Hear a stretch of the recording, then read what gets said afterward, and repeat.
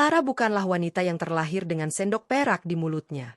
Ia tumbuh dalam kehangatan keluarga sederhana, di mana ayahnya, seorang akuntan senior yang dihormati, menanamkan satu pelajaran paling berharga dalam hidupnya, bahwa pengetahuan, terutama pengetahuan finansial, adalah bentuk kekuatan yang paling sunyi namun paling mematikan. Elara mewarisi kecerdasan dan ketelitian ayahnya. Angka-angka menari di benaknya layaknya not balok bagi seorang komposer. Ia bisa melihat alur kekayaan, melacak setiap rupiah, dan memahami ekosistem keuangan yang rumit dengan intuisi yang tajam. Takdir mempertemukannya dengan Bima Hartono, putra tunggal dari keluarga Hartono yang kaya raya. Bima terpesona oleh ketenangan dan senyum tulus Elara, sesuatu yang jarang ia temukan di dunianya yang penuh kepalsuan. Pernikahan mereka, bagaimanapun, bukanlah sebuah dongeng. Bagi keluarga Hartono, Elara adalah anomali. Seorang gadis dari kalangan biasa yang dianggap beruntung bisa masuk ke dalam lingkaran emas mereka. Bapak Hartono, sang patriark yang angkuh dan memandang segalanya dari nilai uang, melihat kecerdasan finansial Elara bukan sebagai bakat, melainkan sebagai sebuah fungsi yang berguna. Dengan meremehkan, ia menyerahkan seluruh pengelolaan aset keluarga kepada menantunya itu. Rekening pribadi, rekening bisnis, portofolio investasi, kartu kredit tak terbatas, semuanya berada di bawah kendali Elara. Urus saja semua ini, Elara. Pekerjaan remeh seperti ini bikin pusing kepala saja, ujarnya suatu kali, seolah memberikan Elara tugas mencuci piring. Ia dan keluarganya tidak pernah sadar bahwa mereka baru saja menyerahkan kunci brankas, pedang, dan tahta kerajaan mereka kepada seseorang yang mereka anggap sebagai pelayan. Elara, dengan sabar, menerima peran itu. Ia menjalankan tugasnya dengan sempurna, dalam diam, sambil menelan setiap perlakuan dingin dan hinaan yang ia terima setiap hari, tidak menyadari bahwa bom waktu kesabarannya sudah mulai berdetik. Pagi itu, di hari ulang tahunnya yang ke-30, Elara bangun dengan sebuah doa kecil di hatinya.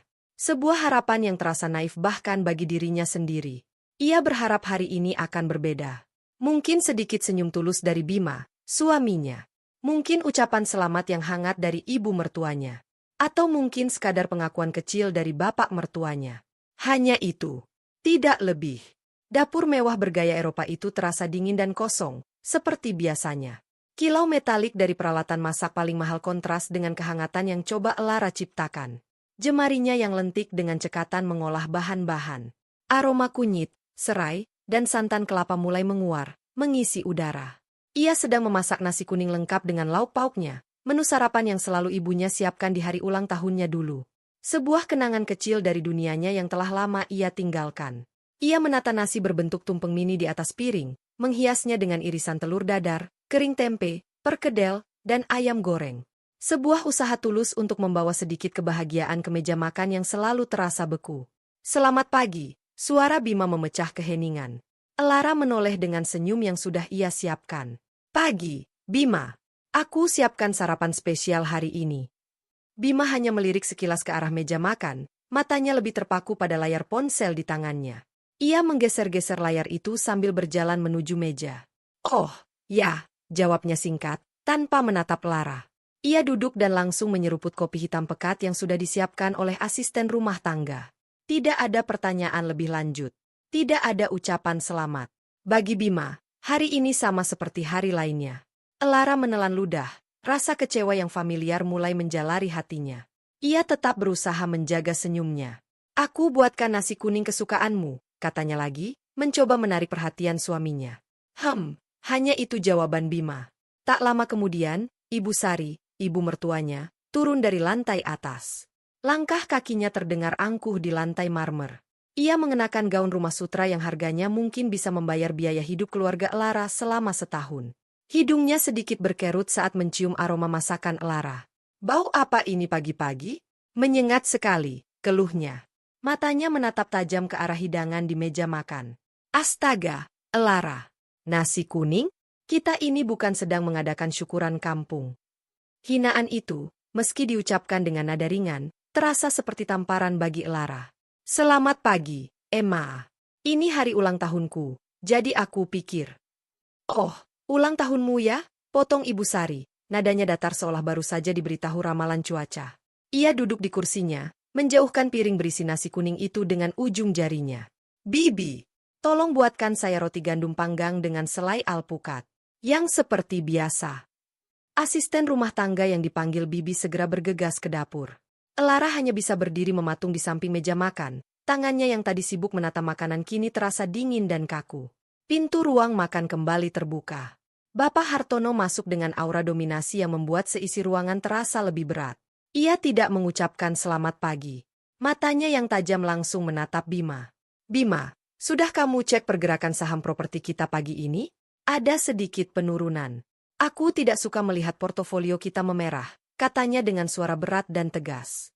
Sudah, Pak A. Hanya koreksi kecil, jawab Bima, akhirnya meletakkan ponselnya. Bapak Hartono duduk di kepala meja, sama sekali tidak melirik ke arah Elara atau nasi kuning buatannya. Baginya, Elara adalah bagian dari perabot rumah yang tidak terlihat. Ia mengambil koran bisnis yang sudah tersedia di samping piringnya dan mulai membaca. Meja makan itu kembali menjadi saksi bisu. Suara denting sendok Bapak Hartono yang mengaduk teh, suara Ibu Sari yang mengunyah roti gandumnya dengan pelan, dan suara Bima yang kembali sibuk dengan notifikasi ponselnya. Nasi kuning buatan Elara, tumpeng mini yang dibuat dengan sepenuh hati, berdiri sendirian di tengah meja, tidak tersentuh, menjadi monumen harapan yang sia-sia. Elara menarik napas panjang, mencoba menahan air mata yang terasa panas di pelupuk matanya. Ia mengambil piring untuk dirinya sendiri, menyendok sedikit nasi kuning buatannya. Ia makan dalam diam, merasakan setiap butir nasi yang terasa hambar di lidahnya, bercampur dengan rasa pahit dari kekecewaan yang kesekian kalinya. Setelah sarapan yang canggung itu selesai, satu persatu dari mereka meninggalkan meja. Bima pergi dengan alasan ada janji temu. Ibu Sari naik ke kamarnya untuk bersiap pergi arisan. Bapak Hartono masuk ke ruang kerjanya. Tidak ada satupun dari mereka yang mengucapkan sepatah kata pun lagi padanya. Elara ditinggal sendirian di ruang makan yang luas itu. Ia menatap nasi kuning yang masih utuh. Ia membawanya kembali ke dapur, memindahkannya ke dalam sebuah wadah besar. Nanti, ia akan memberikannya kepada para asisten rumah tangga dan satpam di depan. Setidaknya, ada orang yang akan menghargai usahanya. Saat ia membersihkan piring-piring kotor, ia melihat pantulan wajahnya di keran air yang mengkilap. Wajah seorang wanita yang mencoba tersenyum, namun matanya tidak bisa berbohong. Pagi itu, harapannya telah resmi terkubur. Beberapa jam berlalu dalam keheningan yang menyesakkan. Untuk mengalihkan pikirannya, Elara menyibukkan diri dengan tugasnya. Ia duduk di sudut ruang keluarga yang jarang terpakai, membuka tabletnya. Layar itu langsung menampilkan dashboard keuangan keluarga Hartono. Grafik naik turun, angka-angka jutaan rupiah, daftar transaksi kartu kredit yang panjang. Ia melihat ada tagihan sebesar puluhan juta dari sebuah butik ternama atas nama Ibu Sari. Dengan helaan napas kecil, ia menyetujui pembayaran itu.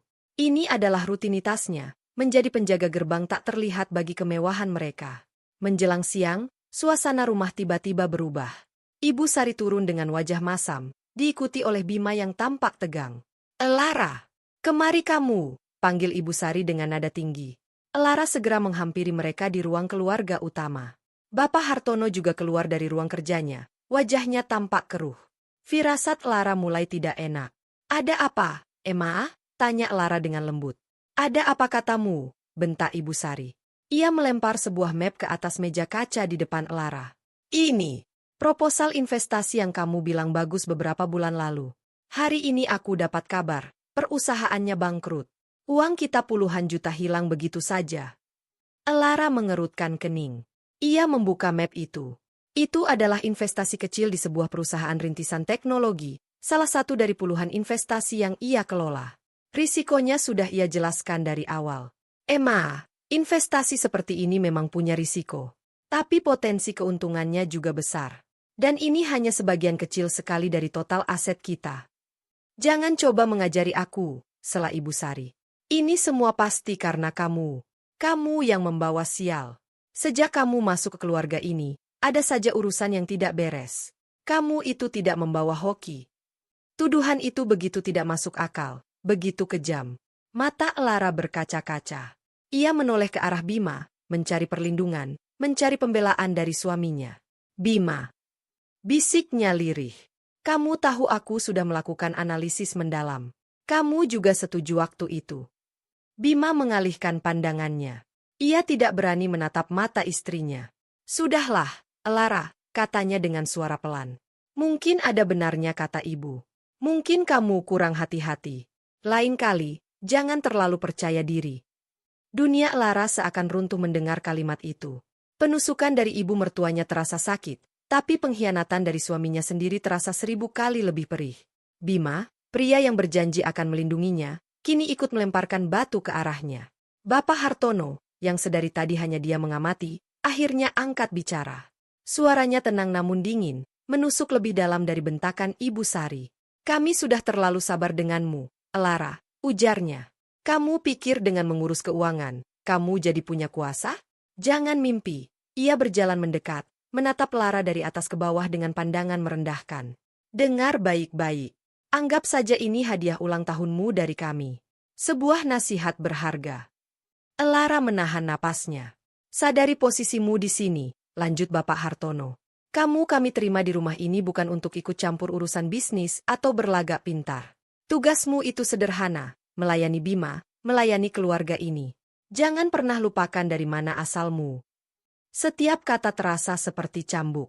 Asal-usulnya, latar belakang keluarganya yang sederhana, selalu menjadi senjata bagi mereka untuk merendahkannya. Elara tidak tahan lagi. Dengan keberanian yang tersisa, ia menjawab dengan suara bergetar. Aku hanya melakukan apa yang Bapak minta dari awal.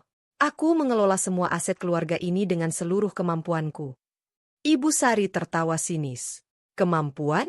Kemampuan apa? Kamu hanya menekan tombol di tablet itu seperti monyet yang diajari. Jangan berlagak seolah kamu itu jenius keuangan. Cukup, Elara tanpa sadar sedikit meninggikan suaranya. Air matanya akhirnya jatuh. Aku tidak pernah meminta imbalan apapun. Aku hanya berharap sedikit dihargai. Dihargai? Bapak Hartono maju selangkah. Wanita sepertimu seharusnya bersyukur sudah bisa hidup di rumah ini, menikmati fasilitas yang tidak pernah bisa kamu impikan. Jangan banyak menuntut. Ruangan itu terasa semakin sempit. Elara dikepung oleh 3 serigala lapar yang merobek-robek harga dirinya hingga tak bersisa. Hadiah ulang tahun yang ia dapatkan bukanlah kue atau kado, melainkan serangkaian hinaan yang menegaskan posisinya di keluarga itu. Seorang pesuruh tak berharga dengan ilusi peran sebagai seorang istri dan menantu. Harapan terakhirnya untuk mendapatkan sedikit kebaikan di hari spesialnya telah benar-benar padam, digantikan oleh bara api kepedihan yang mulai menyala di dalam dadanya. Ia menundukkan kepalanya, membiarkan air matanya mengalir tanpa suara, merasakan kehancuran total di dalam hatinya. Kaki Lara terasa lemas seolah tulangnya berubah menjadi jeli. Ia mundur selangkah, menjauh dari meja kaca, menjauh dari 3 pasang mata yang menatapnya penuh kebencian. Kepalanya pusing, dunianya berputar. Dalam keadaan limbung dan hati yang hancur, ia tidak melihat sebuah meja kecil berukir di sampingnya, tempat sebuah vas porselen antik dari dinasti Ming berdiri dengan anggun. Tubuhnya yang goyah menyenggol meja itu. Prak! Vas itu tergelincir dari atas meja. Elara mencoba menangkapnya dengan refleks yang terlambat. Matanya membelalak ngeri saat vas biru putih itu menghantam lantai marmer dan pecah berkeping-keping. Suara pecahannya terdengar 1000 kali lebih keras di dalam keheningan yang tegang itu. Untuk sesaat, tidak ada yang bergerak. Lalu, sebuah pekikan melengking memecahkan segalanya. Astaga! Vas itu! Elara! Apa yang kamu lakukan? Ibu Sari menjerit, wajahnya memucat lalu memerah karena amarah. Ia berlari kecil ke arah pecahan vas itu seolah melihat anaknya terluka parah. Vas kesayanganku! Kamu wanita sialan! Maaf. Emma, aku tidak sengaja. Elara tergagap, tubuhnya gemetar hebat. Rasa bersalah dan ketakutan bercampur menjadi satu. Tidak sengaja katamu, bentak Ibu Sari. Ia berdiri dan menunjuk Lara dengan jari gemetar. Kamu memang pembawa bencana. Aku sudah bilang. Semua yang kamu sentuh itu hancur. Investasi gagal. Sekarang vas peninggalan nenekku juga kamu hancurkan. Apalagi yang akan kamu hancurkan di rumah ini? Elara menatap Bima, memohon dengan matanya. Ini kecelakaan. Ia butuh suaminya untuk mengatakan itu. Ia butuh Bima untuk melindunginya dari badai amarah ini. Tapi Bima hanya menatap pecahan vas itu dengan wajah kaku, lalu beralih menatap ibunya yang histeris. Di bawah tatapan tajam ibunya, Bima membuat pilihan. Elara, sudah berapa kali aku bilang, hati-hati, suara Bima terdengar keras dan menyalahkan. Kenapa kamu bisa seceroboh ini?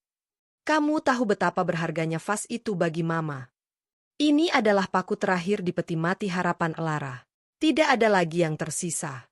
Tidak ada pembelaan. Tidak ada perlindungan. Ia sendirian.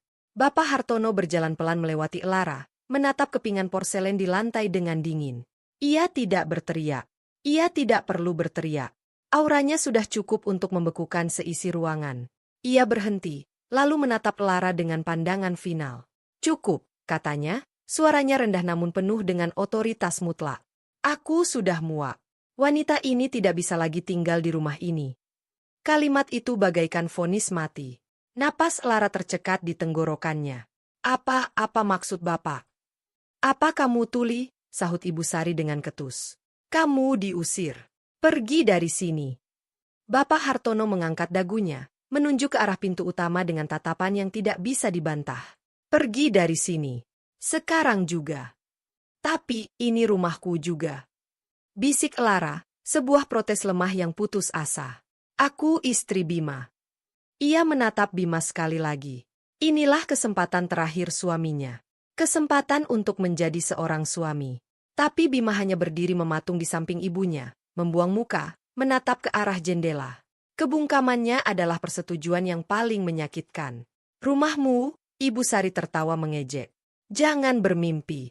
Mulai hari ini, kamu bukan siapa-siapa lagi di sini. Ia melirik tas tangan kecil yang tersampir di bahu Lara. Bawa saja tas tanganmu itu. Untuk pakaianmu dan barang-barang tidak bergunamu yang lain, nanti akan kami sumbangkan ke panti asuhan. Mungkin lebih berguna di sana. Penghinaan itu sudah sampai ke tingkat yang paling rendah. Lara merasa jiwanya ditarik paksa dari raganya. Dengan tubuh yang gemetar tak terkendali, ia memaksakan kakinya untuk bergerak. Ia tidak mengatakan apa-apa lagi. Tidak ada gunanya. Ia berjalan melewati mereka, merasakan tatapan tajam mereka menusuk punggungnya. Tangannya yang dingin meraih gagang pintu yang juga terasa dingin. Ia membukanya. Angin sore yang lembab langsung menerpa wajahnya. Ia melangkah keluar dari rumah yang selama beberapa tahun ini ia sebut rumah. Blam! Pintu itu ditutup dari dalam dengan keras. Suara itu menandai akhir dari segalanya. Lara berdiri mematung di teras depan. Dan tepat pada saat itu, langit yang sejak tadi mendung akhirnya menumpahkan isinya. Hujan turun dengan derasnya, seolah ikut menangisi nasibnya. Dalam sekejap, pakaiannya basah kuyup. Air hujan bercampur dengan air mata yang kini mengalir bebas di pipinya. Ia berdiri di sana, di halaman rumah mewahnya sendiri, diusir seperti seorang pencuri, tanpa tujuan, tanpa tempat berlindung, hanya dengan sebuah tas tangan kecil di bahunya. Di hari ulang tahunnya yang ke-30, Lara Hartono telah kehilangan segalanya. Atau begitulah yang ia pikirkan saat itu. Hujan deras mengguyur tanpa ampun. Lara berjalan tanpa arah, menjauh dari rumah yang kini terasa seperti neraka. Setiap tetes air hujan yang dingin terasa seperti jarum yang menusuk kulitnya, tapi rasa dingin itu tidak seberapa dibandingkan dengan rasa beku di dalam hatinya. Sebuah taksi kosong melintas, dan dengan sisa tenaga yang ia punya, ia melambaikan tangannya. Mobil berhenti. Lara membuka pintu dan masuk ke dalam, membawa serta udara basah bersamanya. Mau kemana, Mbah? Tanya sopir taksi itu ramah. Lara terdiam sejenak. Ia tidak tahu harus kemana. Tidak ada rumah orang tua untuk pulang. Tidak ada teman dekat di kota ini yang ia berani repotkan. Jalan saja dulu, Pak, jawabnya dengan suara serak. Sopir itu mengangguk mengerti, mungkin sudah terbiasa dengan penumpang yang sedang galau. Ia menyalakan radio, dan alunan musik lembut mengisi keheningan di dalam mobil. Lara menyandarkan kepalanya di kaca jendela yang dingin. Pemandangan kota di luar tampak kabur oleh derasnya hujan dan air matanya. Ia melihat bayangan wajahnya yang pucat di jendela. Seorang wanita yang kalah. Seorang istri yang gagal. Seorang menantu yang terbuang. Ia menangis dalam diam. Ia membiarkan semua rasa sakit, penghinaan, dan pengkhianatan itu mengalir keluar bersama air matanya. Hinaan Ibu Sari. Tatapan dingin Bapak Hartono. Dan yang paling menyakitkan, kebungkaman Bima. Suaminya telah memilih keluarganya dan meninggalkan dirinya sendirian di tengah badai. Setelah hampir 1 jam berputar tanpa tujuan, Lara melihat sebuah papan nama yang menyala di antara kegelapan hujan. Cafe 24 jam. Sebuah tempat yang netral. Tempat orang-orang datang dan pergi tanpa bertanya. Pak, berhenti di kafe depan itu saja, kata Lara. Ia membayar ongkos taksi dengan beberapa lembar uang yang ada di dompetnya, lalu berlari kecil menembus hujan menuju pintu kafe. Lonceng kecil berbunyi saat ia masuk, membawa hawa dingin dari luar. Di dalam, suasana terasa hangat dan tenang. Hanya ada beberapa pengunjung yang tersebar di sudut-sudut ruangan, sibuk dengan urusan mereka masing-masing. Aroma kopi yang pekat terasa menenangkan. Ia memilih meja di sudut paling belakang, jauh dari pandangan orang. Seorang pelayan datang dan Elara memesan secangkir kopi panas. Saat kopi itu datang, ia menggenggam cangkir keramik itu dengan kedua tangannya, mencari kehangatan. Perlahan, getaran di tubuhnya mulai mereda. Di sanalah, di sudut kafe yang remang-remang itu, Elara mulai merenung. Ia memutar ulang setiap kejadian dalam hidupnya sejak menikah dengan Bima. Pengabdiannya, kesabarannya, usahanya untuk diterima. Semua sia-sia. Mereka tidak akan pernah menganggapnya setara. Bagaimanapun ia mencoba, ia akan selalu menjadi noda di mata mereka. Lalu, di tengah keputusasaan itu, sebuah kenangan muncul. Kenangan tentang ayahnya. Ia teringat suatu sore, bertahun-tahun yang lalu, saat ia baru saja lulus kuliah dengan predikat terbaik. Ayahnya mengajaknya duduk di teras rumah mereka yang sederhana. "Elara, anakku," kata ayahnya sambil tersenyum bangga. "Kamu pintar. Otakmu itu aset paling berharga." Ayahnya lalu menunjuk sebuah buku tabungan tua. "Uang bisa hilang. Rumah bisa disita. Tapi apa yang ada di dalam kepalamu, pengetahuanmu, itu tidak akan pernah bisa dicuri siapapun." Elara masih ingat dengan jelas nasihat ayahnya selanjutnya. "Jangan pernah biarkan orang lain menentukan nilaimu, nak. Jangan pernah gantungkan harga dirimu pada pujian atau persetujuan mereka. Nilaimu ada di dalam pikiranmu, di dalam kemampuanmu. Itulah hartamu yang sesungguhnya." Kenangan itu seperti sebuah cahaya yang menembus kegelapan di dalam benaknya. Air matanya berhenti mengalir. Ia menegakkan punggungnya. Ia menatap tangannya, lalu beralih ke tas tangan yang tergeletak di kursi di seberangnya. Tas yang dilemparkan Ibu Sari sebagai sedekah terakhir. Tapi di dalam tas itu ada dompetnya, ponselnya, dan yang paling penting, tabletnya. Tablet yang menjadi gerbang menuju seluruh kerajaan finansial keluarga Hartono. Sebuah kesadaran menghantamnya dengan kekuatan luar biasa. Mereka mengusirnya. Mereka pikir mereka telah membuang sampah yang tidak berguna. Mereka pikir mereka telah melenyapkan noda dari kehidupan sempurna mereka. Tapi mereka salah besar. Mereka tidak mengusir seorang pelayan. Mereka baru saja mengusir bankir mereka. Bendahara mereka. Sumber kehidupan mereka. Mereka memberinya hinaan. Mereka memberinya rasa sakit. Tapi tanpa sadar, mereka juga telah memberinya sesuatu yang lain. Kebebasan. Wajah Lara yang tadi basah oleh air mata kini mengeras. Keputusasaan di matanya lenyap, digantikan oleh kilatan tajam yang dingin dan penuh perhitungan. Korban telah mati di dalam kafe itu. Yang tersisa adalah seorang wanita yang baru saja menyadari kekuatannya sendiri. Kesedihannya telah mengkristal menjadi es. Kemarahannya telah berubah menjadi tujuan. Dengan gerakan yang mantap dan disengaja, ia meraih tas tangannya. Ia mengeluarkannya. Bukan ponsel, bukan dompet. Ia mengeluarkan tablet berwarna perak itu. Ia meletakkannya di atas meja, di samping cangkir kopinya yang mulai mendingin. Ia menekan tombol power. Layar itu menyala, memancarkan cahaya kebiruan ke wajahnya yang kini tanpa ekspresi. Badai di luar kafe masih mengamuk, tetapi itu tidak ada apa-apanya dibandingkan badai yang akan segera ia ciptakan. Jarinya berhenti sejenak di atas layar, hanya beberapa sentimeter dari ikon aplikasi perbankan. Lalu, dengan sebuah senyum tipis yang tidak akan pernah dikenali oleh keluarga Hartono, ia menyentuh layar itu. Permainan baru saja akan dimulai. Dan kali ini, ia yang akan menetapkan aturannya. Jari telunjuk Lara yang lentik, yang beberapa jam lalu gemetar karena tangis, kini terasa mantap dan dingin saat menyentuh permukaan kaca tabletnya. Ikon aplikasi perbankan berwarna biru tua itu seolah berdenyut di bawah sentuhannya.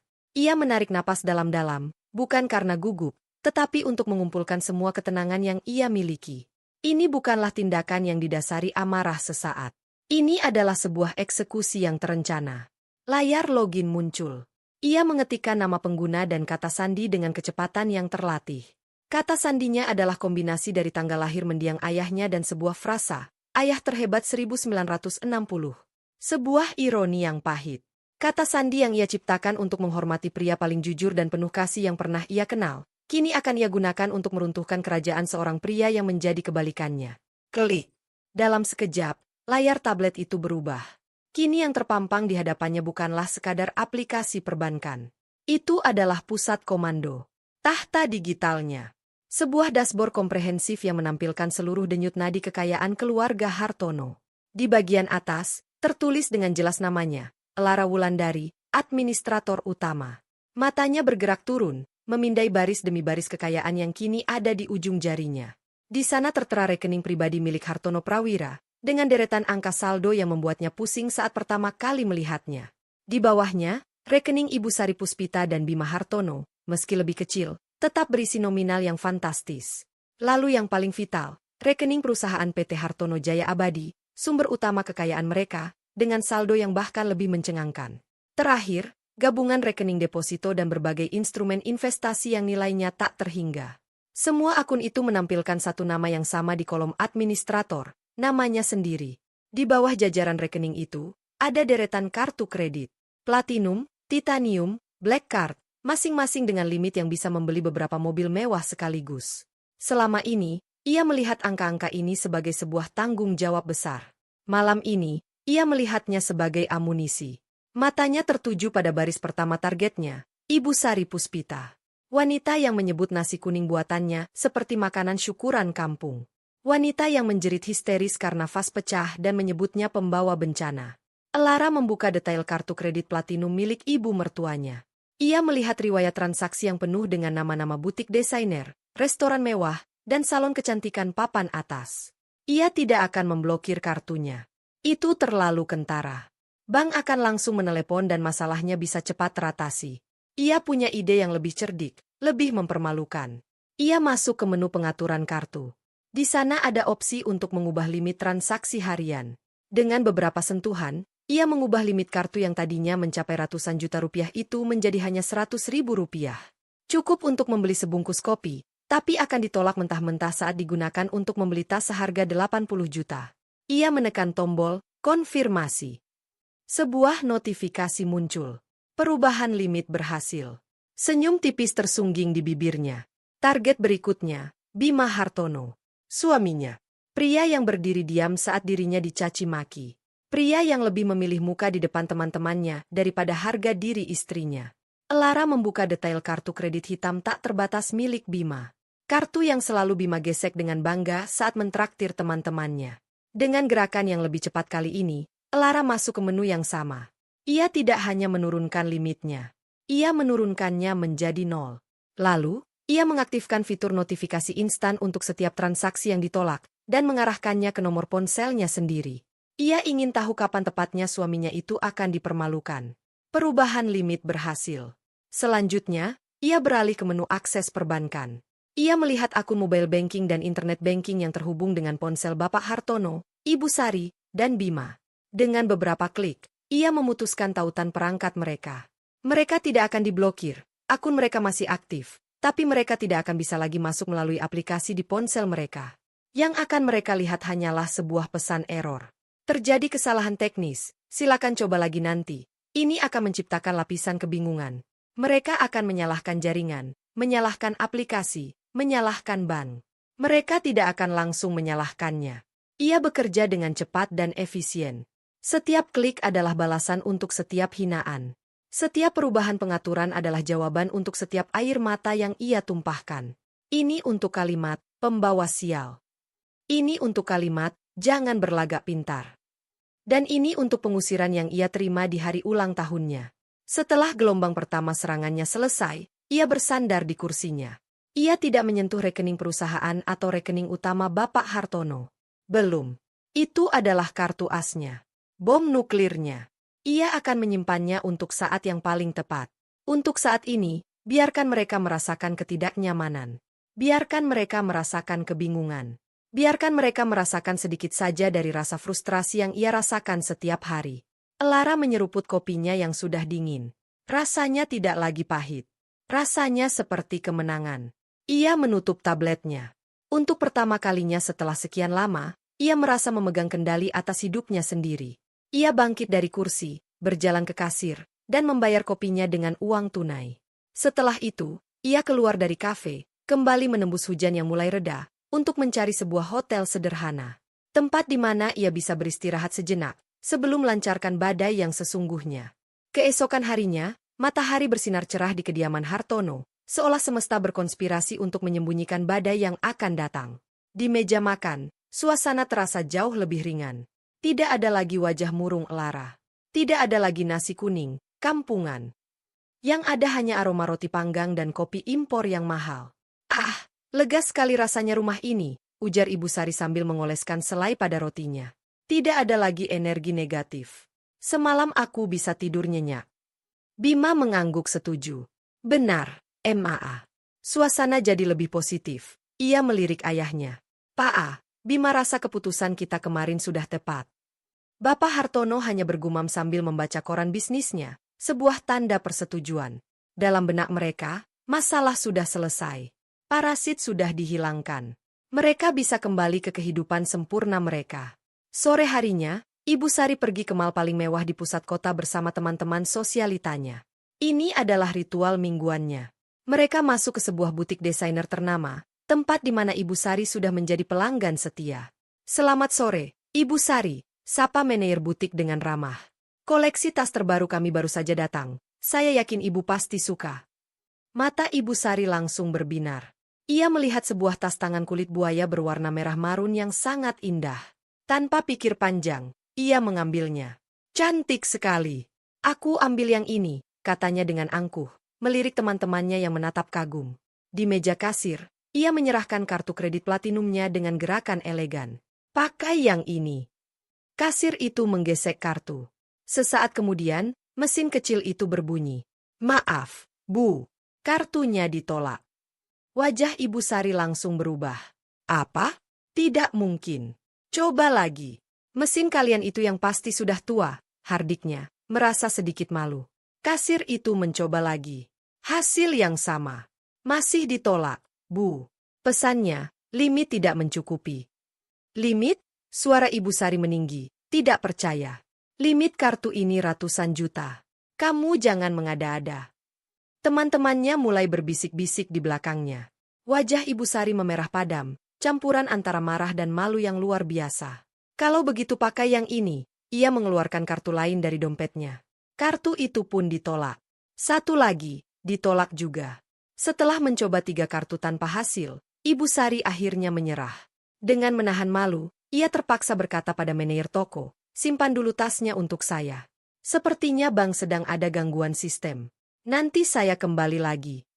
Ia berjalan keluar dari butik dengan langkah cepat, meninggalkan teman-temannya yang saling pandang dengan senyum tertahan. Di dalam mobil, ia membanting pintu dan langsung menelepon Bang dengan marah-marah, mengeluhkan sistem mereka yang payah. Di belahan kota yang lain, Bima sedang duduk di sebuah lounge eksklusif bersama beberapa calon mitra bisnis. Ia sedang dalam performa terbaiknya, tertawa, melontarkan lelucon, dan memaparkan rencana bisnis dengan penuh percaya diri. Untuk menutup pertemuan itu, ia memanggil pelayan. Tolong tagihannya sekalian ya, semuanya aku yang traktir, katanya dengan suara keras agar semua orang di meja itu mendengarnya.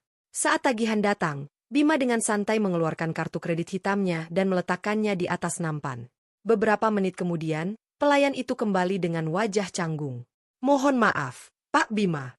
Sepertinya ada masalah dengan kartunya, bisik pelayan itu. Bima mengerutkan kening.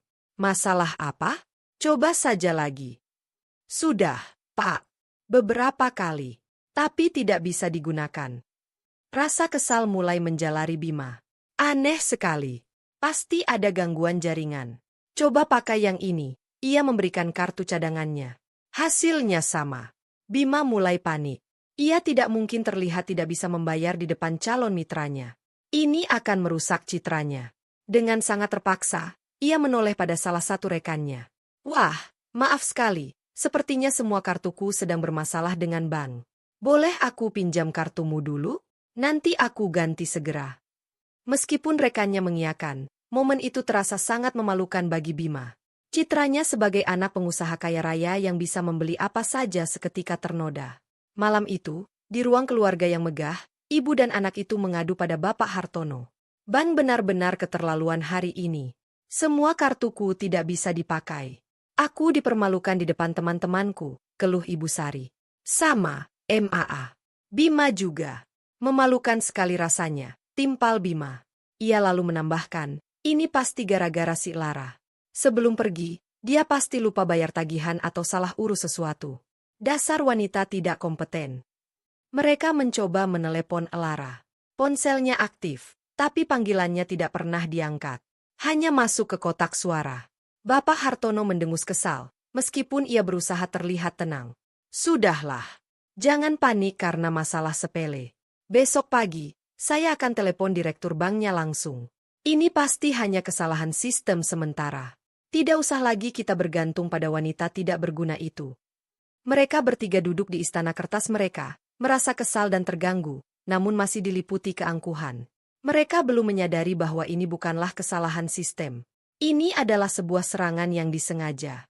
Mereka belum tahu bahwa sang wanita tidak berguna itu sedang duduk dengan tenang di kamar hotelnya, melihat notifikasi transaksi ditolak yang masuk satu persatu ke ponselnya, sambil merencanakan gelombang serangan berikutnya. Gejolak kecil ini hanyalah permulaan.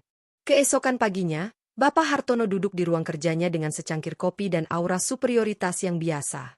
Ia sudah cukup bersabar dengan gangguan sistem yang merepotkan ini. Ia meraih telepon dan menekan nomor kontak pribadi direktur bank yang biasa ia ajak bermain golf. Ini adalah caranya menyelesaikan masalah, langsung ke puncak, melewati para pegawai rendahan. "Halo, Johan?" Hartono di sini, sapanya dengan nada akrab namun tegas. Di seberang telepon, suara direktur bank itu terdengar ramah. Pagi, Pak Hartono. Ada apa ini tumben sekali telepon pagi-pagi?"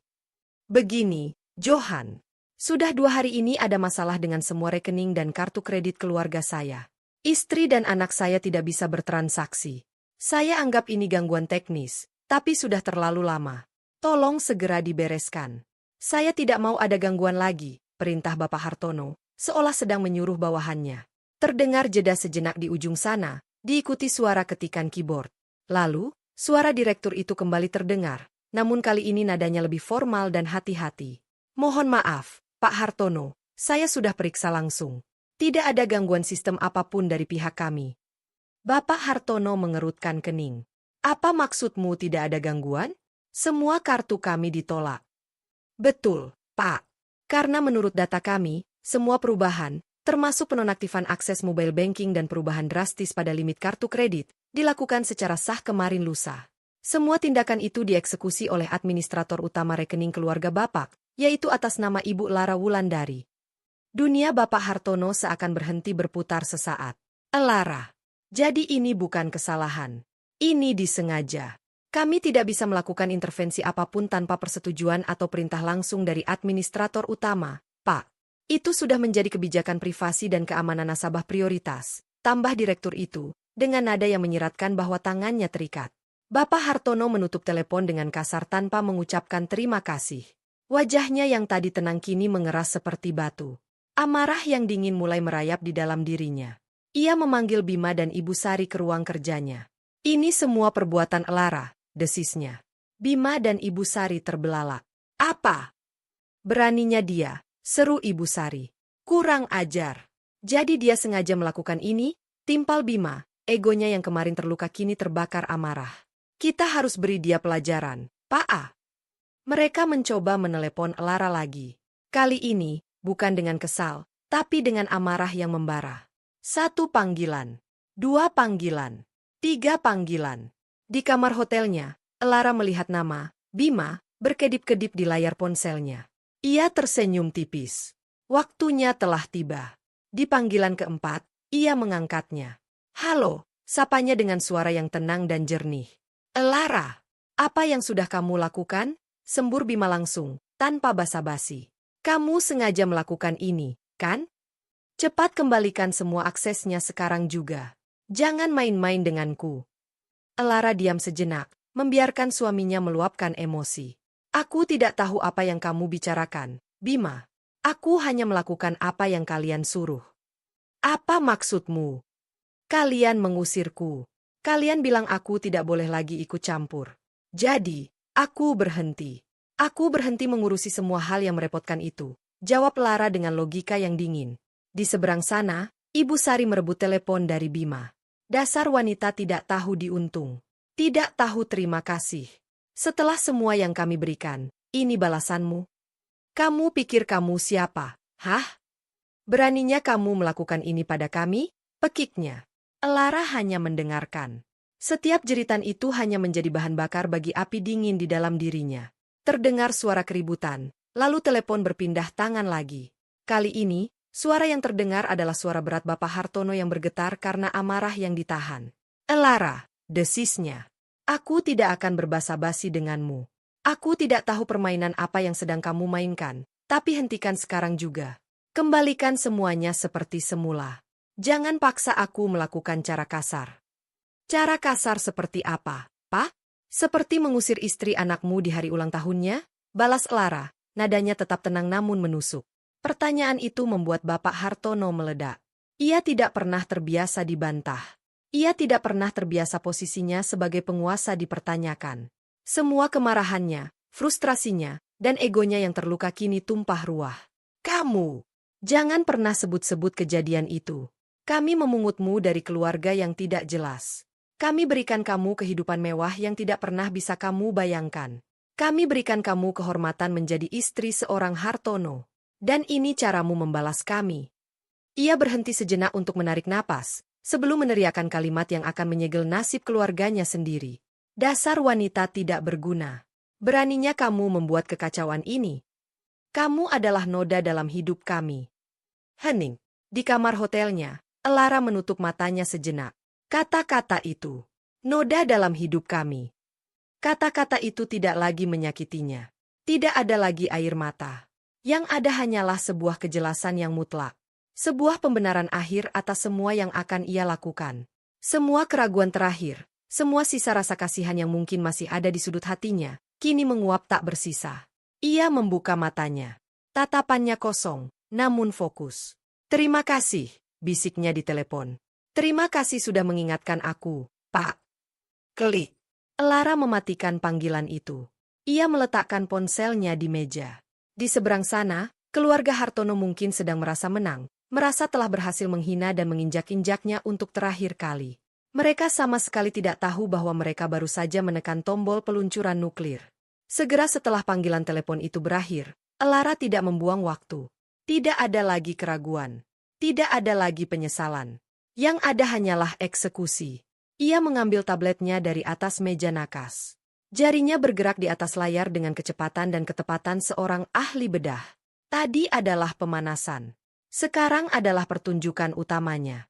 Target pertamanya adalah jantung dari kerajaan Hartono, rekening operasional perusahaan PT Hartono Jaya Abadi. Sumber uang yang membayar semua kemewahan, semua perjalanan, semua gaya hidup mereka. Ia masuk ke panel administrator tingkat lanjut, sebuah bagian yang bahkan Bapak Hartono sendiri tidak tahu cara mengaksesnya. Di sana, ada sebuah protokol darurat. Pembekuan aset total, kode Alpha. Fitur yang dirancang untuk digunakan jika terjadi pengambil alihan perusahaan secara ilegal atau fraud besar-besaran. Untuk mengaktifkannya, butuh otorisasi administrator utama. Untuk menonaktifkannya, butuh verifikasi biometrik dan kehadiran fisik sang administrator utama di kantor pusat bank. Elara menekan tombol, aktifkan. Sebuah jendela konfirmasi muncul. Apakah Anda yakin ingin mengaktifkan protokol kode Alpha? Tindakan ini tidak dapat dibatalkan melalui akses jarak jauh. Jarinya menekan, ya, tanpa ragu. Dalam sekejap, rekening dengan saldo miliaran rupiah itu membeku. Terkunci rapat di dalam brankas digital yang kuncinya hanya ia yang pegang. Tidak ada uang bisa masuk. Tidak ada uang bisa keluar. Gaji karyawan, pembayaran ke supplier, cicilan utang perusahaan, semuanya berhenti. Selanjutnya, ia beralih ke rekening investasi dan deposito. Inilah dana cadangan, kekayaan cair yang mereka kumpulkan selama puluhan tahun. Dengan beberapa gesekan, ia memulai proses transfer dana massal. Bukan ke rekening pribadinya, itu terlalu bodoh dan ilegal.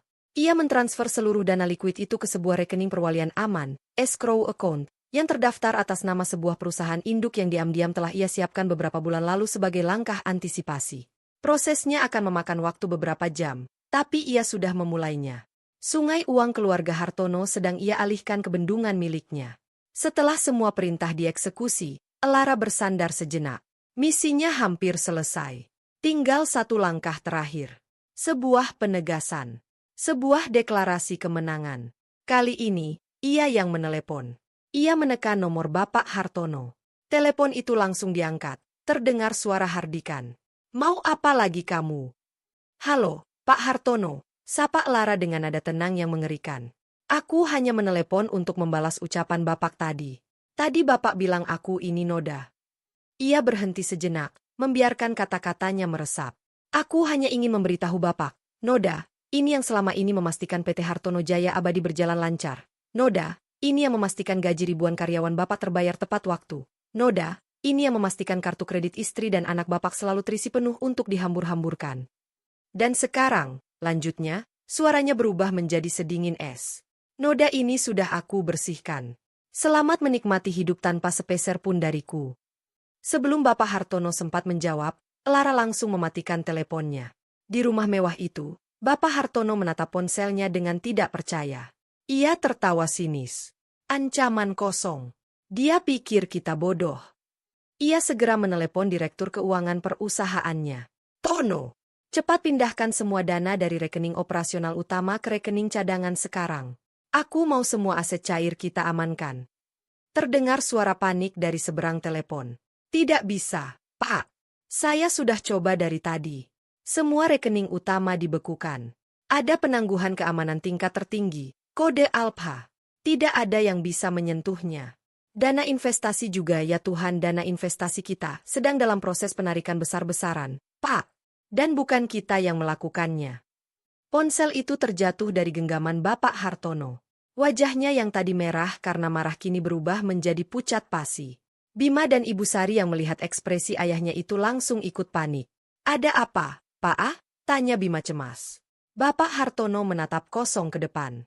Istana megah yang ia bangun selama puluhan tahun. Reputasinya, kekuasaannya, semuanya baru saja lenyap dalam sekejap, dihancurkan oleh Noda yang ia ciptakan dan ia buang sendiri. Badai finansial yang sempurna telah menghantam mereka, dan mereka terperangkap di pusatnya tanpa bisa melakukan apa-apa. Kehancuran finansial tidak datang seperti ledakan bom, melainkan seperti air bah yang merayap naik secara perlahan namun pasti, menenggelamkan segalanya. Hari pertama setelah panggilan telepon Lara, keluarga Hartono masih berada dalam fase penyangkalan dan kepanikan aktif. Bapak Hartono menghabiskan sepanjang hari di telepon, menghubungi setiap orang berpengaruh yang ia kenal, dari pengacara perusahaan hingga pejabat bank. Jawabannya selalu sama, sebuah simfoni penolakan yang sopan namun tegas. Semua dilakukan secara legal oleh administrator utama, Pak. Kami tidak bisa ikut campur. Otoritas tertinggi ada pada Ibu Lara. Hari kedua, dampak dunia nyata mulai menghantam mereka. Di pagi hari, beberapa kepala divisi dari PT Hartono Jaya Abadi datang ke rumah, wajah mereka cemas. Mereka melaporkan bahwa cek untuk membayar supplier vital ditolak oleh bank. Proses produksi terancam berhenti total. Siang harinya, telepon mulai berdering tanpa henti. Bukan dari rekan bisnis, melainkan dari para penagih utang. Cicilan mobil mewah Bima yang pembayarannya gagal, tagihan kartu-kartu yang membengkak, semuanya jatuh tempo. Yang paling menyakitkan bagi Ibu Sari adalah saat ia menerima telepon dari ketua arisan sosialitanya, yang dengan nada sinis menanyakan, kabar, keluarganya yang sedang heboh dibicarakan di grup gosip mereka. Hari ketiga adalah neraka. Berita tentang kesulitan keuangan PT Hartono Jaya Abadi mulai bocor ke media bisnis. Puluhan karyawan tingkat rendah, yang gajinya tidak terbayar, berkumpul di depan gerbang megah rumah Hartono, menuntut hak mereka. Mereka tidak lagi bisa keluar rumah. Istana mereka telah berubah menjadi penjara yang dikepung oleh konsekuensi dari keangkuhan mereka sendiri. Listrik prabayar di rumah mereka yang biasanya terisi otomatis kini padam, menyisakan hanya lampu darurat yang remang-remang. Kemewahan mereka terkikis habis, memperlihatkan fondasi keputusasaan yang rapuh. Mereka duduk di ruang keluarga yang gelap dan pengap. Bapak Hartono, pria yang biasanya gagah dan berkuasa, kini tampak seperti pria tua yang kalah. Rambutnya acak-acakan, wajahnya kuyu. Ibu Sari terus-terusan menangis tanpa suara. Bima mondar-mandir seperti binatang yang terperangkap, wajahnya pucat karena takut. Kita harus menemukannya, desis Bima. Hanya Lara yang bisa menghentikan ini semua. Bagaimana caranya? Isak Ibu Sari. Dia tidak mengangkat telepon kita. Bapak Hartono mengangkat kepalanya. Sisa-sisa harga dirinya telah menguap. Yang ada hanya insting untuk bertahan hidup. Dengan uang tunai terakhir yang berhasil mereka kumpulkan dari laci-laci lemari, ia menyuruh Bima untuk menyewa seorang detektif swasta murahan. Perintahnya sederhana, cari Lara. Berapapun biayanya. Hanya butuh waktu kurang dari 24 jam bagi detektif itu untuk menemukan Lara. Ia tidak bersembunyi. Ia tinggal di sebuah hotel bisnis bintang 3 yang bersih dan sederhana di pusat kota. Dengan informasi itu, mereka bertiga pergi. Bukan dengan mobil mewah mereka yang mungkin sudah ditarik, tetapi dengan taksi online yang mereka pesan diam-diam dari pintu belakang. Penampilan mereka jauh dari citra keluarga Hartono yang biasa. Pakaian mereka kusut, wajah mereka penuh dengan kecemasan. Mereka tiba di lobi hotel yang ramai.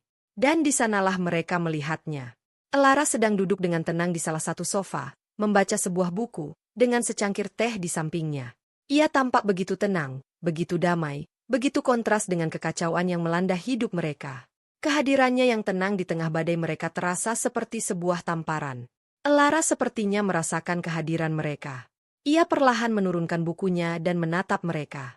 Tatapannya tidak marah, tidak juga penuh kemenangan. Tatapannya datar, seolah sedang mengamati orang asing. Bima adalah yang pertama melangkah maju, kakinya terasa berat. Elara! Panggilnya, suaranya serak dan bergetar. Kami! Ibu Sari tidak bisa menahan diri lagi. Ia terisak keras, semua kepongahannya luruh. Ia berjalan sempoyongan ke arah Elara. Elara, maafkan Mama. Nak, Mama salah, Mama mohon, maafkan kami. Elara hanya menatap mereka dalam diam. Matanya beralih dari Ibu Sari yang menangis ke Bima yang tampak menyedihkan. Lalu, matanya berhenti pada sosok Bapak Hartono. Pria itu berdiri kaku, rahangnya mengeras, berperang hebat dengan sisa-sisa harga dirinya yang terakhir. Ia melihat istrinya yang menangis, putranya yang hancur, dan menantunya yang kini memegang nasib mereka di telapak tangannya. Ia kalah. Benar-benar kalah. Dengan langkah yang terasa 1000 kali lebih berat dari langkah Bima, Bapak Hartono berjalan ke depan. Ia berhenti tepat di depan Elara yang masih duduk. Ia menelan ludah, rasa pahit dari kekalahan memenuhi kerongkongannya. Lalu, di tengah lobi hotel yang ramai itu, pria paling angkuh yang pernah Elara kenal itu perlahan-lahan menekuk lututnya. Ia menjatuhkan dirinya ke lantai. Dan ia melakukan hal yang tak terbayangkan. Ia bersujud, dahinya menyentuh lantai dingin di depan kaki Elara. Maafkan kami, Elara, ucapnya. Suaranya teredam oleh lantai dan isak tangis yang tertahan. Kami mohon kembalikan semuanya. Kami salah besar. Dunia di sekitar Elara seakan senyap. Ia menatap puncak kepala pria yang pernah menyebutnya, Noda, yang kini bersujud di kakinya seperti seorang pendosa yang memohon pengampunan. Ia melihat Bima yang menatap horor pada ayahnya, dan Ibu Sari yang tangisnya semakin menjadi-jadi. Pembalasannya telah selesai. Kemenangannya terasa mutlak. Tapi anehnya, ia tidak merasakan luapan kebahagiaan. Yang ia rasakan hanyalah sebuah kehampaan yang sunyi. Elara menatap pemandangan di hadapannya selama beberapa saat. Pemandangan seorang patriark yang hancur, seorang istri yang putus asa, dan seorang putra yang kalah. Ia menarik napas panjang, mengusir kehampaan di dalam hatinya. Berdiri, katanya. Suaranya tenang, tanpa emosi, namun memiliki bobot otoritas yang membuat mereka langsung menurut. Jangan membuat keributan di sini. Bapak Hartono bangkit dengan susah payah, dibantu oleh Bima. Wajahnya memerah karena malu yang teramat sangat. Elara bangkit dari sofanya, lalu memberi isyarat agar mereka mengikutinya ke sebuah ruang pertemuan kecil di sudut lobi yang sudah ia sewa sebelumnya. Di dalam ruangan tertutup itu, ia mempersilakan mereka duduk di seberang meja. Ia tetap berdiri, menempatkan dirinya di posisi yang berkuasa. Aku akan mendengarkan, kata Elara singkat. Yang terjadi selanjutnya adalah pengakuan dosa yang paling jujur yang pernah mereka ucapkan. Bapak Hartono, dengan suara parau, mengakui keangkuhannya, bagaimana ia selalu meremehkan Elara dan tidak pernah menganggapnya sebagai keluarga. Ibu Sari, di sela isak tangisnya, meminta maaf karena semua hinaan dan kata-kata kasarnya.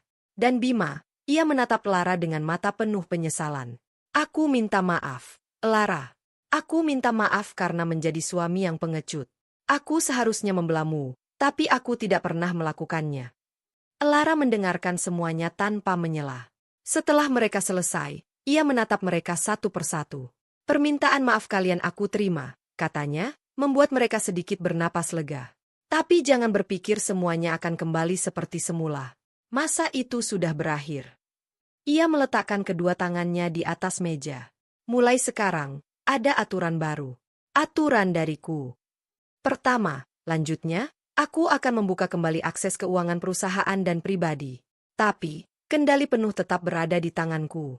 Kalian akan mendapatkan uang saku bulanan, seperti karyawan.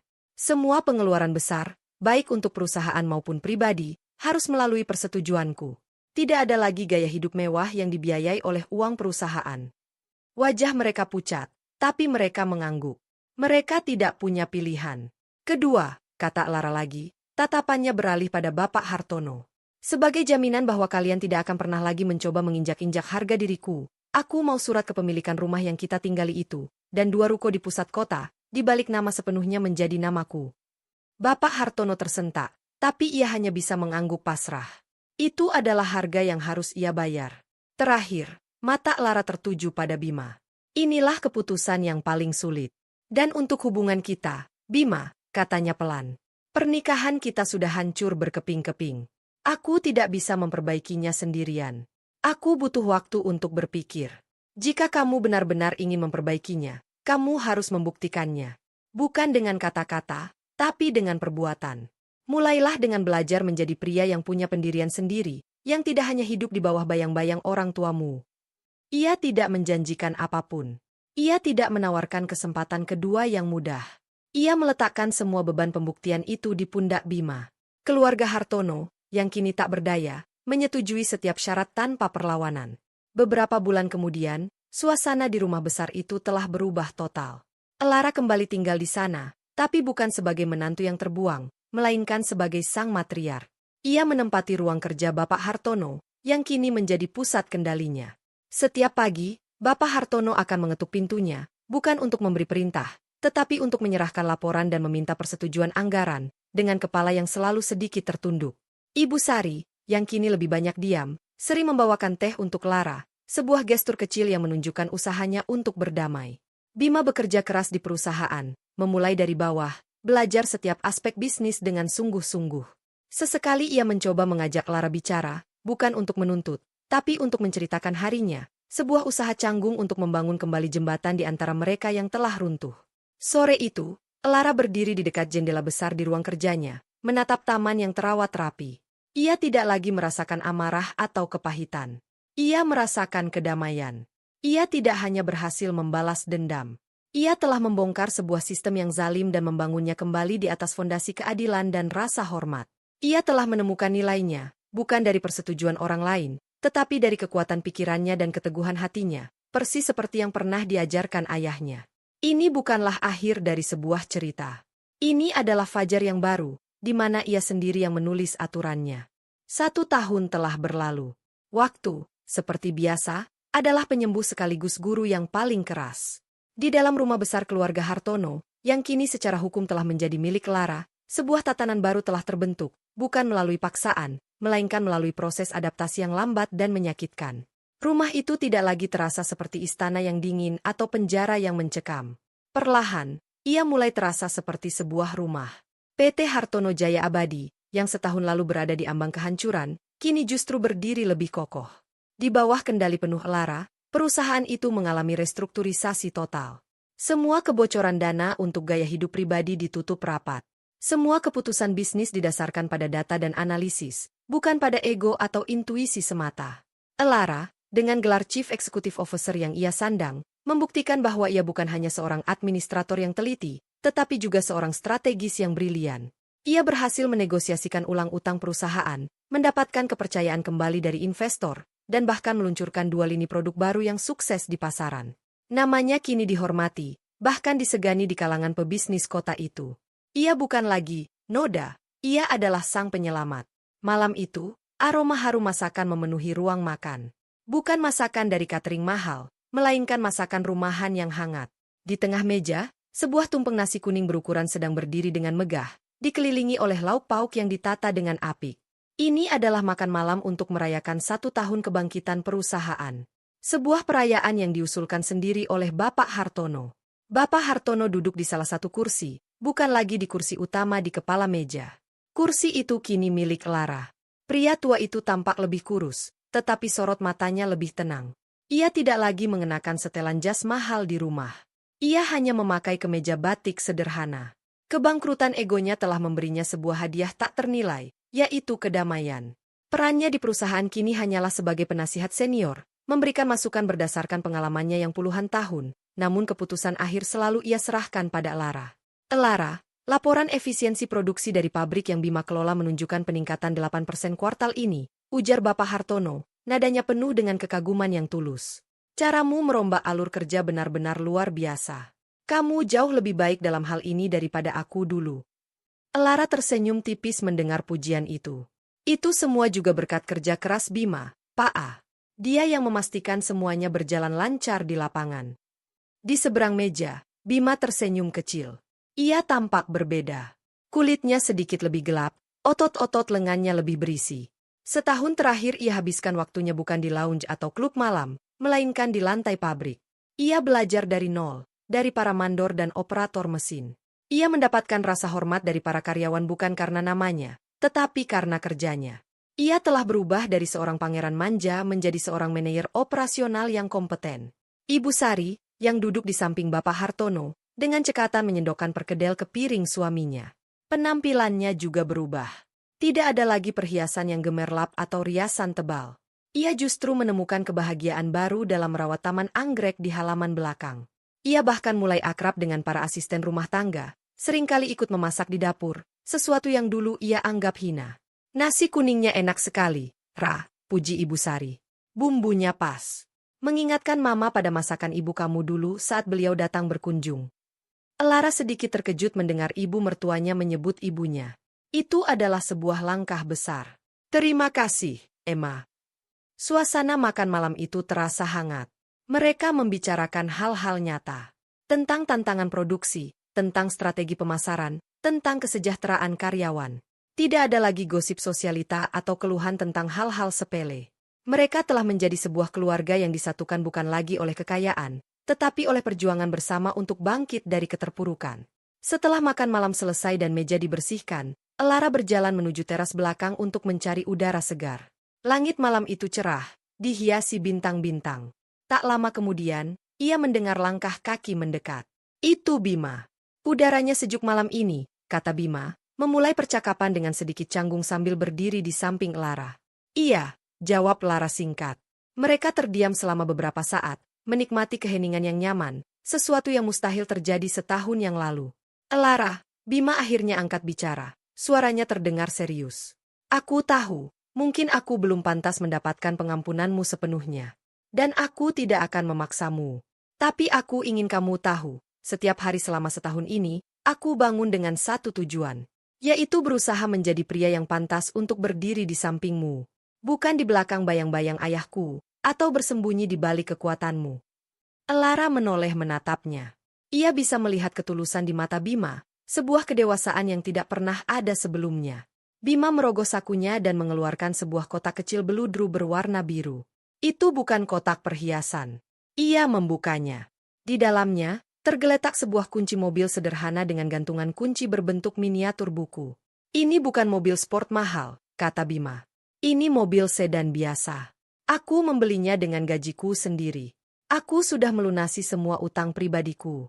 Aku ingin memulai semuanya dari nol. Dengan benar, ia berhenti sejenak.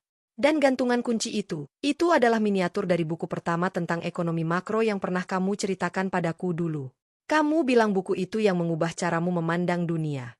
Aku mencarinya di toko buku bekas selama berbulan-bulan. Elara tertegun. Ia ingat percakapan itu. Itu terjadi di awal-awal pernikahan mereka, saat ia masih penuh harapan. Saat itu Bima hanya menanggapinya dengan gumaman sambil asyik bermain game di ponselnya. Ternyata, Bima mengingatnya. Tindakan itu, hadiah yang sederhana namun penuh pemikiran itu, menyentuh sesuatu di dalam hati Lara lebih dari semua kemewahan yang pernah ia terima. Itu adalah bukti. Bukti bahwa Bima telah belajar untuk mendengarkan, untuk memperhatikan, untuk menghargai hal-hal kecil yang penting baginya. Air mata haru tanpa sadar menggenang di pelupuk mata Lara. Ini bukanlah air mata kesedihan atau kemarahan. Ini adalah air mata kelegaan. Ia tidak mengatakan apa-apa. Sebagai gantinya, ia mengulurkan tangannya dan dengan lembut menyentuh tangan Bima yang sedang memegang kotak itu. Sebuah sentuhan sederhana yang membawa sejuta makna. Sebuah pengakuan atas usaha Bima. Sebuah pintu yang sedikit terbuka. Bima menatapnya, matanya berkaca-kaca penuh harapan. Elara memberinya senyuman kecil. Senyuman tulus pertama yang ia berikan pada Bima setelah sekian lama. Itu bukanlah jawaban, ya, yang pasti. Jalan mereka untuk memperbaiki semuanya masih panjang dan berliku. Tapi senyuman itu adalah sebuah janji. Janji tentang sebuah kemungkinan. Janji tentang fajar yang baru, bukan hanya untuk perusahaan, tetapi juga untuk mereka berdua. Fajar yang harus mereka raih bersama, dengan kerja keras, kejujuran, dan rasa hormat yang kini telah tumbuh di atas puing-puing keangkuhan masa lalu.